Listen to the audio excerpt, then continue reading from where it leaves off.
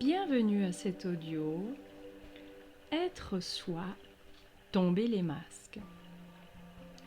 Vous aurez la possibilité tout au long de cet audio de faire des pauses afin de répondre à certaines questions, peut-être même certaines réflexions qui demandent le temps de faire le point, de réfléchir, d'écrire, pourquoi pas. Les questions à vous poser sont les suivantes. Savez-vous qui vous êtes? Vous autorisez-vous à être vous-même? Avez-vous tendance à faire attention à ce que l'on pourrait penser de vous? Avez-vous conscience de jouer des rôles? Avez-vous honte de certains traits de caractère ou de certaines situations? Est-ce que vous êtes joyeux, joyeuse? Êtes-vous capable de vous lâcher comme lorsque vous étiez ado? Alors vous, êtes-vous réellement vous-même? Ah, pas toujours facile de vivre vraiment en accord avec qui l'on est soi-même. La première chose qui vient à l'esprit, si quelques personnes ont étudié la philosophie, cette opposition basique entre être et avoir. À réfléchir plus avant, et dans cette société où l'hyperconsommation côtoie sans vergogne l'hyperactivité, l'opposition entre être et faire se dessine. Comme si la définition du verbe être ne pouvait se faire que par opposition à d'autres verbes. C'est un départ, apprendre à être. C'est apprendre à se défaire de l'avoir et du faire. Travail gigantesque en soi, n'est-ce pas? Car il est vrai que nous sommes plus souvent dans le faire, dans l'avoir, que dans l'être. Difficile donc de dire ce qu'est être. Avec l'âge, on accole volontiers soi au verbe, ce qui nous rend moins obscurs. Mais dans nos jeunes années, être passe d'abord et impérativement par être reconnu. En effet, étant jeune, toute la somme des reconnaissances nécessaires va passer par l'extérieur. On commence nos vies par un besoin vital d'être reconnu pour être aimé et survivre dans la quête à laquelle nous nous vouons corps et âme pour satisfaire ce besoin. Nous nous employons volontiers au mimétisme ou dans un contexte moins bienveillant, tombant dans la soumission et en venant alors à être l'autre, le parent ou comme lui, un représentant supplémentaire de son système de croyances. Être.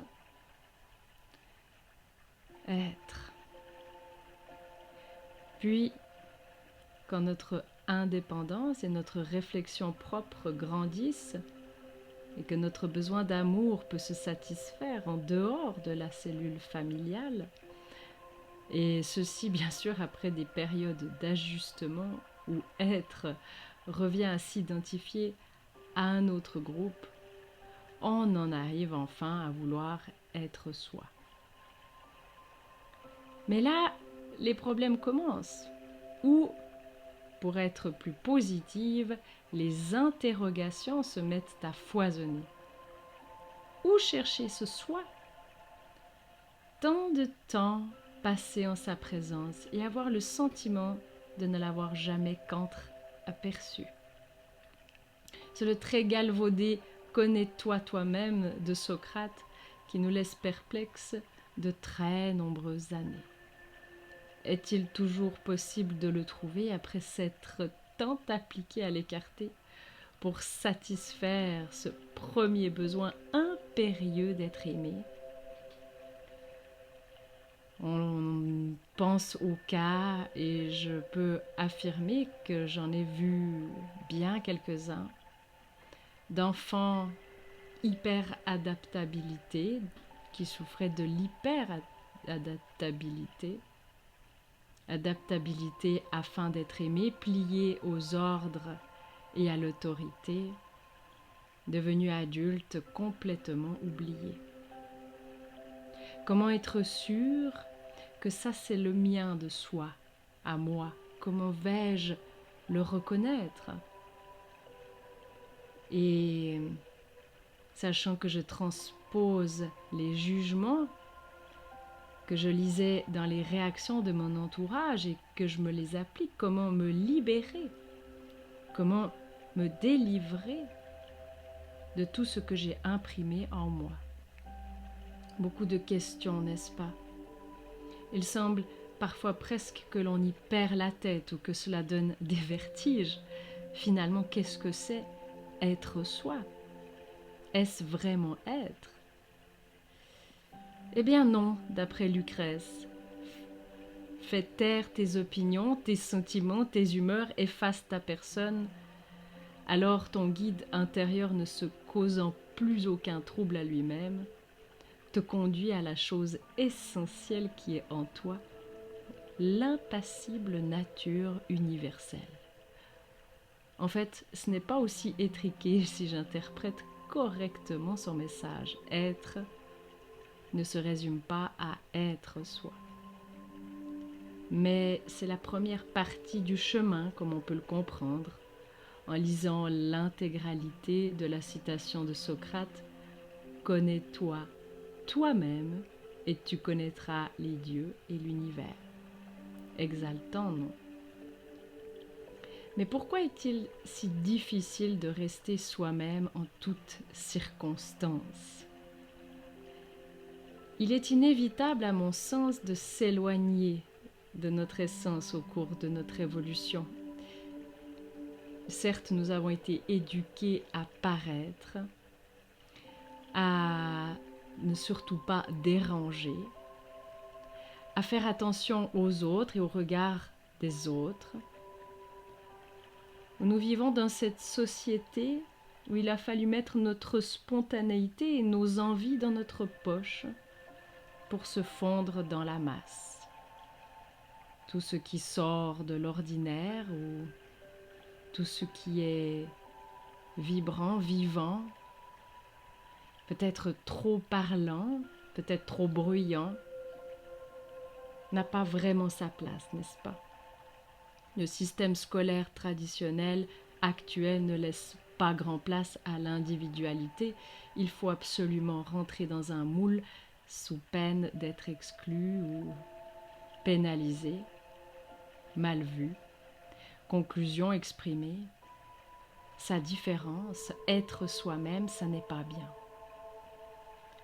Ensuite, il y a l'image que nos parents voulaient donner d'eux-mêmes à travers nous.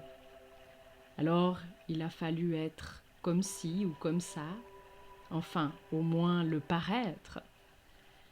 Et les expériences ont œuvré. Et il y a ce que nous avons compris de nos expériences successives. Je dois cacher cela, je dois être comme cela. C'est mal d'être comme ceci ou comme cela. Pour être aimé, ce que nous cherchons la plupart du temps, je crois qu'il faut être de telle ou telle manière. Résultat, je me conforme aux exigences ou je me rebelle, mais cela revient au même. Je ne suis plus moi-même. Et parfois, j'y suis tellement habituée que je ne sais même plus qui je suis. L'estime de soi se dégrade insidieusement et votre joie de vivre s'éteint petit à petit. Alors, me direz-vous, comment être soi-même et être heureux? Eh bien, l'adulte n'a qu'à retrouver à quelque part cette liberté du jeune enfant, mais en conscience cette fois.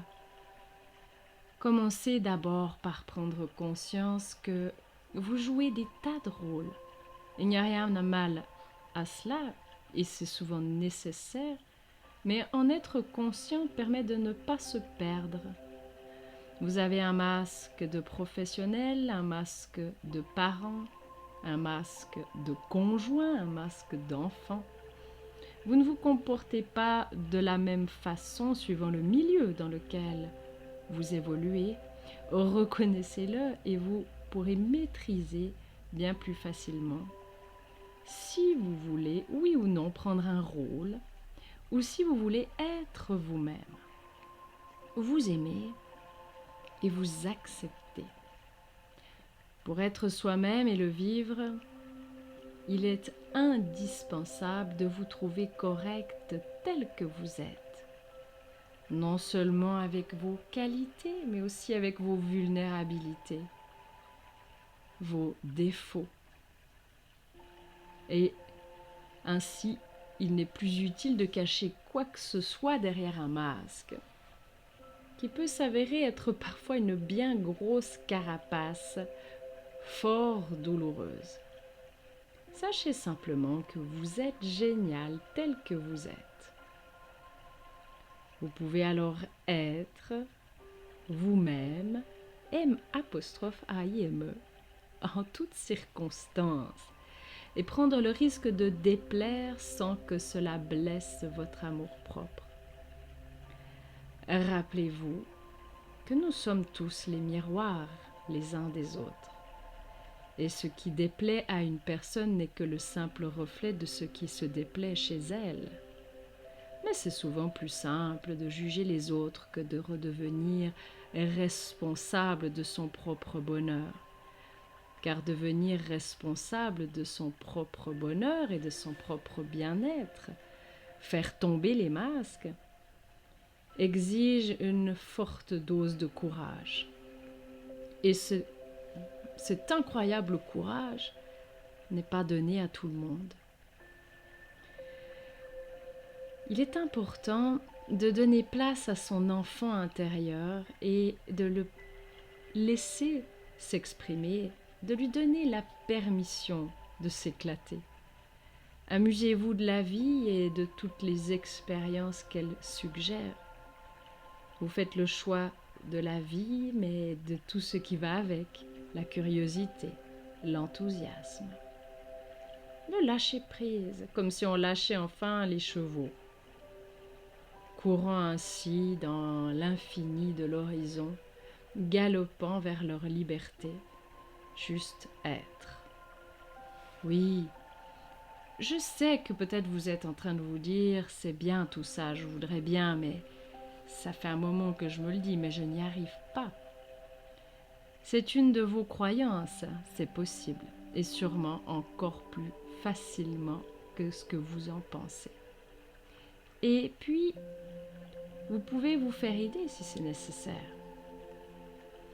Alors, pensez-vous être vous-même la plupart du temps, ou au contraire, réalisez-vous que vous jouez inconsciemment des rôles qui ne sont pas toujours confortables? Il est un terme, s'il est de mise ces derniers temps, dans cet incroyable confinement, qui est un mot que j'ose à peine susurrer, qui s'appelle le virus. Il est des virus de pensée. Des pensées qui sont des croyances à propos de soi, à propos des autres, de la vie ou du monde. Et ces croyances, on les considère comme vraies. Non, ce ne sont pas des croyances religieuses, mais simplement des pensées que l'on est certain qu'elles sont vraies, mais qui peuvent être erronées et très souvent porteuses de mal-être. L'idée que pour être quelqu'un de bien, je dois porter les vêtements de telle ou telle marque est un virus de pensée. La possession de ces vêtements ne changera absolument rien à votre existence, ni à votre identité, ni à vos attributs, ni à vos qualités. Ce qui peut éventuellement changer, c'est la perception que les autres auront de votre niveau de vie. Les virus de pensée, c'est exactement comme les virus biologiques qui créent des maladies. Ils changent notre relation avec nous, les autres et le monde, nous rendant ainsi malheureux. Il existe bien des techniques pour accompagner le chemin vers soi, ce fameux retour vers soi. C'est comme un appel à l'existence lorsque l'on a cessé de se perdre et de s'égarer sur les chemins de la reconnaissance extérieure, vient le moment où la reconnaissance intérieure se fait propice. Alors ces pratiques peuvent être bien sûr celles d'un sport, comme le vélo ou la course à pied, la marche. Mais pas dans l'idée de ruminer ou de réfléchir, non, dans l'idée de juste être là. Là avec ses sensations, là avec sa respiration, là avec les paysages, là avec la beauté de la nature qui vous entoure. Cette extraordinaire présence de l'être dans les secondes qui s'écoulent dans un instant où l'on pratique son sport préféré. D'autres pratiques comme la relaxation, la méditation aident bien sûr également à écouter et entendre qui nous sommes, qui nous pouvons être ou qui nous pouvons devenir. La concentration sur sa respiration, puisqu'il m'arrive très régulièrement de demander à mes consultants de pratiquer de la cohérence cardiaque, cette respiration abdominale profonde, va aider ainsi à calmer le mental, à apaiser votre être. Et c'est aussi une manière d'entrer en contact avec soi, cette simple prise de conscience de la respiration et de son mouvement, de ce temps pris pour soi, à soi, et non pas à nouveau dans le faire ou dans l'avoir. C'est une façon d'entrer dans l'être. La pratique d'une activité artistique ou musicale ramène également à soi. Et mon outil à moi, qui est l'hypnose bien sûr, ramène également à soi. Une manière de reprogrammer également les virus de pensée et les fausses croyances et qui vous permettra de retrouver cette merveilleuse authenticité, cette validation de votre existence, votre personnalité. Et l'important pour vous, c'est de trouver un de ces moyens, plusieurs même, visant à calmer vos pensées, vos émotions, vos tensions physiques, pour ressentir cette forme de sérénité et d'harmonie, n'est-ce pas?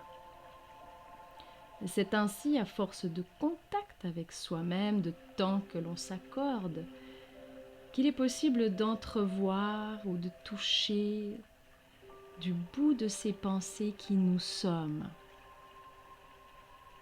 ce qui vous convient, ce qui vous déplaît, ce que vous désirez profondément, ce qui est important pour vous, ce que vous avez envie de changer ou d'améliorer, d'accueillir encore une fois de plus sans chercher à transformer dans l'immédiat, mais accueillir toutes vos forces et toutes vos vulnérabilités, vos fragilités, ce qui fait de vous votre être dans son entier. De ce fait, bien avoir une agréable sensation d'être en accord avec soi-même. La vie, cette agréable sensation, n'est-ce pas, d'être soi? Et ce, bien sûr, jusqu'au prochain événement qui nous proposera de nouveau de s'adapter pour accéder à l'harmonie et la sérénité. Mais, comme nous le savons déjà, eh bien, prendre le temps pour soi favorise bien sûr une adaptation bien plus facile et bien plus rapide aux événements de la vie. Savoir qui l'on est permet de rester calme dans la tourmente. C'est pour ça qu'il est très important pour vous de ne pas vous oublier, de prendre ce temps que vous méritez pour vous-même. De toute manière, je crois bien qu'il s'agit d'une recherche perpétuelle et constante, car ce chemin vers soi doit certainement être parcouru pendant toute une vie. C'est probablement pour cela que certaines croyances espèrent, imaginent, croire bien sûr en la réincarnation, avoir l'espoir de pouvoir un jour s'accomplir à force de revenir. C'est ce que je souhaite profondément pour vous. Vous accomplir, vous sentir validé de l'intérieur et en finir avec les validations extérieures. Si l'on peut dire que la vie est un long fleuve plus ou moins tranquille, être soi, c'est un peu comme trouver un radeau stable sur lequel naviguer, n'est-ce pas? En fait, ce que l'on appelle le moment présent, le lâcher-prise, être soi, se recentrer, s'ancrer, ce n'est qu'un moyen de traverser les rapides dans de meilleures conditions. Et c'est l'objet de l'auto-hypnose ou de la méditation. L'auto-hypnose étant une méditation profonde, on pourrait dire ainsi, mais les techniques sont différentes. Se recentrer sur soi ou tout simplement se centrer sur soi permet non seulement de découvrir qui l'on est, mais aussi de découvrir ce qui est essentiel pour soi. On peut choisir de voir le verre à moitié plein plutôt que le verre à moitié vide, ou comme disait Bouddha, on peut choisir d'observer le nénuphar sur l'étang ou la boue qui s'y trouve dans le fond. Mais à nouveau, les croyances viennent jouer du bout de leur nez des tours, de vilains tours, dans votre monde profond et inconscient. Car effectivement, on pourrait bien se dire que c'est un très bon conseil que d'observer un nénuphar flottant sur un étang plutôt que la boue au fond de l'étang. Alors me direz-vous, pourquoi certaines personnes s'attardent sur la boue au fond de l'étang? Peut-être bien qu'il s'agit de conditionnement et de phrases répétées par certains parents qui vous ont limité, empêché, ou en tout cas empêché de vous sentir libre d'être et libre de regarder et de voir, de percevoir la beauté. Non seulement à l'extérieur, mais aussi la beauté qui se trouve chez vous-même à l'intérieur. Alors si il est nécessaire de mettre en pause de temps à autre, rappelez-vous, des questions sont importantes. Finalement, quelles sont vos aspirations réelles? Quels sont vos rêves? Que diriez-vous, par exemple, à votre patron si vous étiez vrai? Que diriez-vous à vos parents, à votre conjoint? Réfléchissez à ces questions, car elles sont importantes. Je sais que ce n'est pas si simple que cela de se libérer de ces chaînes, parce que si l'on décide d'être vrai, il se pose bien sûr d'innombrables questions. Quels sont les buts de ma vie? Quels sont mes désirs profonds? Est-ce que je suis prêt à accepter les conséquences d'être vrai? Est-ce que je suis prête à prendre certaines choses, à perdre certaines choses, à voir certaines personnes, peut-être me délaisser, changer d'amis ou changer de cercle d'amis? Suis-je prêt à le vivre? Suis-je prêt à subir le jugement de ma famille, mes amis ou mes connaissances? Bien sûr, parfois on a de très bonnes raisons de vouloir garder les masques, car cela nécessite encore une fois une forte dose de courage d'oser être vrai. Et si on a peur et qu'on laisse la peur nous dominer, alors c'est impossible de se libérer. Pour être libre, il faut accepter de lâcher prise. Il faut accepter d'être jugé, accepter de perdre certaines choses et certaines personnes, mais l'idée n'est pas de perdre, mais de gagner pour vous quelque chose de nouveau. Gagner de nouvelles amitiés plus vraies, plus authentiques. Gagner de nouvelles rencontres. Accepter de troquer le connu contre l'inconnu, le confort contre l'inconfort. C'est tout le paradoxe de l'esclave qui refuse la liberté. C'est le paradoxe du salarié qui refuse sa prime de licenciement et 2 ans de chômage alors qu'il pourrait créer son entreprise dans des conditions incroyables. C'est le paradoxe du conjoint malheureux mais qui préfère rester en couple plutôt que de risquer la solitude. Car être heureux, être soi, c'est nécessairement être responsable. Personne d'autre que vous n'est responsable de votre propre bonheur, car vous êtes seul à détenir les clés. Dans une société où l'individu est de plus en plus assisté et déresponsabilisé, c'est effrayant pour beaucoup, bien sûr, et je vous comprends. Être vrai, c'est aussi accepter et assumer ses côtés sombres. C'est accepter à nouveau ses imperfections, ses différences. L'idéal espéré par vos parents ou imposé par la société, et ce, alors même que le diktat des médias et de cette dite société n'a jamais été aussi fort. Dès lors que vous sortez du droit chemin, vous êtes jugé, sali, rejeté. Êtes-vous prêt à cela?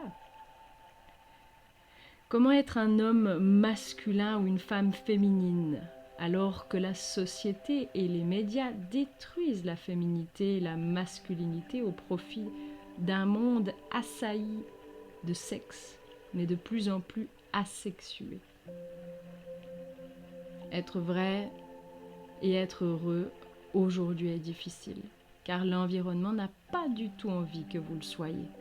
Vous devez être lisse, soumis, adopter l'opinion de la majorité, être plus féminin si vous êtes un homme, être plus masculin si vous êtes une femme. Dans ce monde aseptisé, être vrai demande du courage. Mais rappelez-vous que c'est le meilleur et le seul moyen pour être libre et heureux de cette vie vraie, durable, acceptable, digne que vous êtes d'être vrai. Enfin, pour aller plus loin, investissez, pourquoi pas, dans votre développement, que ce soit par le biais de lecture ou de formation, de développement personnel, de l'écoute de certains des audios que vous trouverez également sur mon site.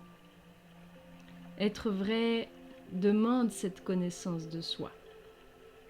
Être vrai impose de trouver sa véritable place dans l'univers, car on ne peut plus tricher ni prétendre être un autre. Être vrai, c'est définir et accepter sa mission de vie. La vie est mouvement, et vous le savez, elle nous permet de vivre des expériences, ceci dans le but de nous réaliser, de réaliser qui nous sommes. L'être humain a fondamentalement besoin d'aventure, de liberté, de faire des choix et des actions qui vont mettre en lumière votre personnalité, votre authenticité.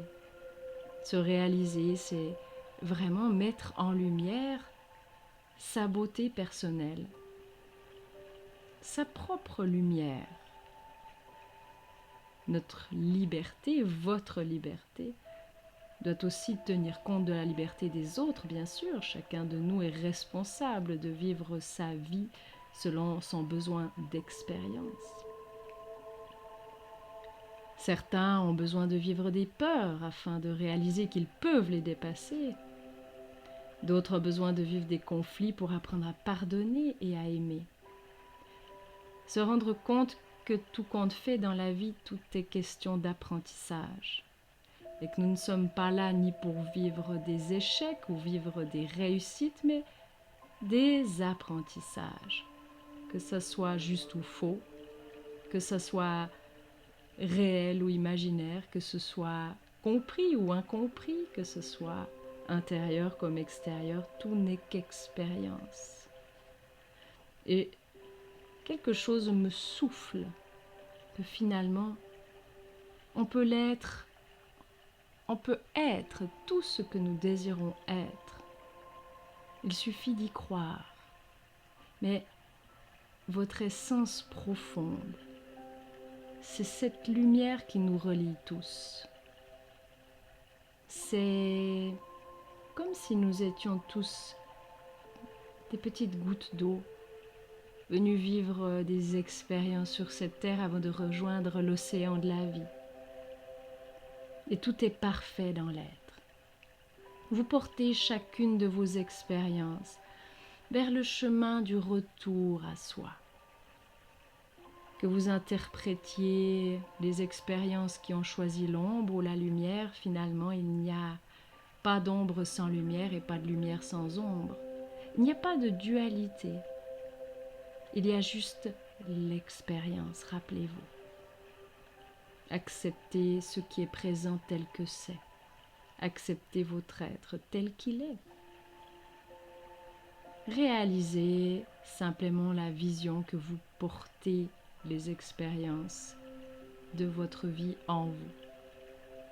Et que grâce à ces expériences, eh bien, vous pouvez choisir qui vous voulez être. En toute simplicité, en toute légèreté, il suffit simplement de changer votre manière de penser. Quelle est la meilleure façon d'être pour vous? Est-ce que pour vous l'audace, c'est important? La curiosité, le courage, tout ce qui vous semble primordial à votre vie. Et changez simplement vos programmes. Réfléchissez à l'éducation reçue lors de votre enfance. Que croyez-vous à votre sujet? Et quel chemin allez-vous emprunter pour enfin être? Tomber les masques et être qui vous avez vraiment envie d'être. Merci pour l'écoute de cet audio. Je vous souhaite un bon cheminement dans votre vie, une agréable et fantastique rencontre avec vous-même.